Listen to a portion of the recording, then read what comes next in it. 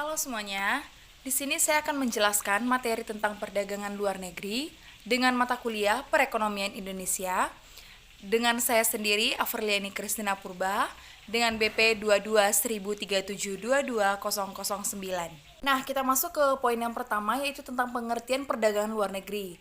Perdagangan luar negeri adalah kegiatan ekonomi berupa transaksi barang, jasa, ataupun modal yang dilakukan antar satu negara dengan negara lain. Kegiatan ini mencakup yang pertama ada ekspor, penjualan barang atau jasa ke negara lain. Yang kedua ada impor, pembelian barang atau jasa dari negara lain. Yang kedua, tujuan perdagangan luar negeri. Ada 4 poin. Yang pertama, memenuhi kebutuhan barang atau jasa yang tidak tersedia di dalam negeri. Yang kedua, meningkatkan pendapatan nasional melalui ekspor. Yang ketiga, peningkatan hubungan ekonomi antar negara. Nah, yang keempat, memaksimalkan sumber daya ekonomi yang ada di suatu negara. Selanjutnya yaitu menganalisis pengaruh perdagangan luar negeri terhadap kesejahteraan penduduk. Ada 2 dampak, yaitu dampak positif dan dampak negatifnya. Dampak positifnya sendiri yaitu meningkatkan pendapatan nasional.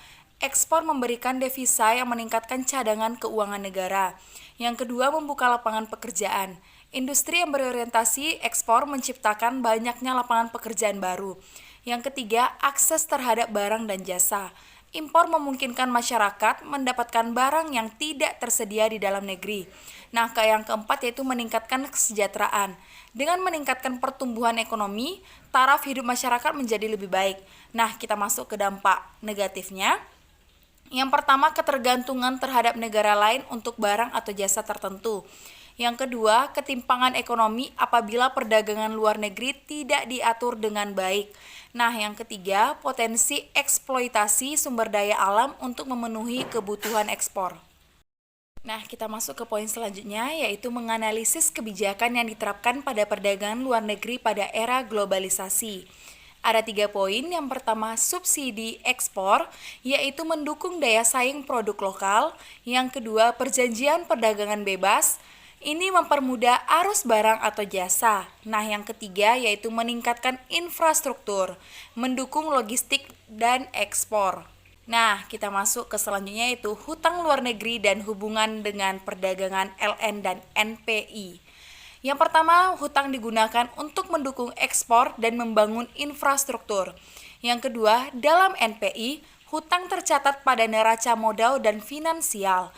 Nah, yang ketiga, stabilitas hutang penting untuk menjaga devisa dan nilai tukar.